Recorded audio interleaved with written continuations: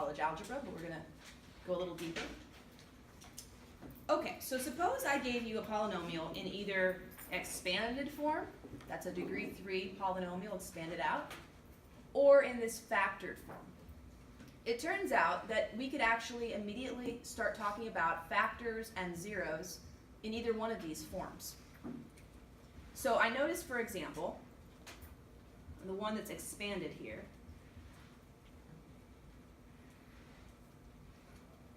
I have y equals x cubed plus x squared minus 8x minus 12. Now, as it currently stands, this one might seem a little bit difficult to begin the process of writing it in factored form.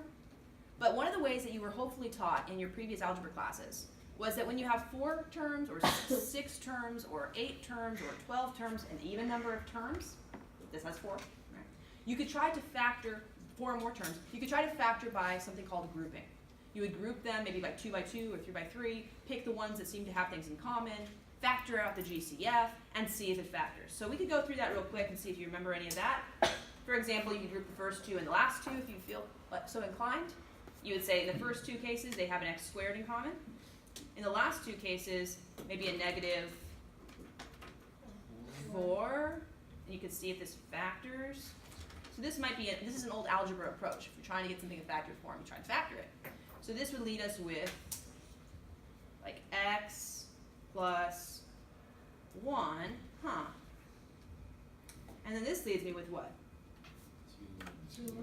2x, and then plus 3 or minus 3? Plus 3. Now, if this thing was going to factor according to what I just did, what should have happened here? Same. They should have been the same, and if they are the same, then we can say that this thing is going to factor the way we were going about it, okay? But as it stands, we're not getting the same thing. So normally we would say, it can't factor over the rational numbers. Maybe in a different number system, but it's not seeming to be able to factor for us very nicely.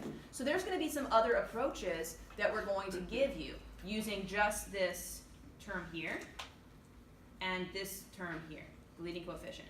Looking at both of these terms in the next couple days, we're going to have a list of potential possibilities to try for x-intercepts.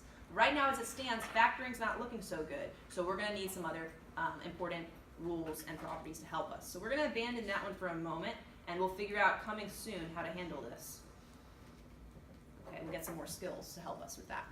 But let's take a look at one that's already in factored form.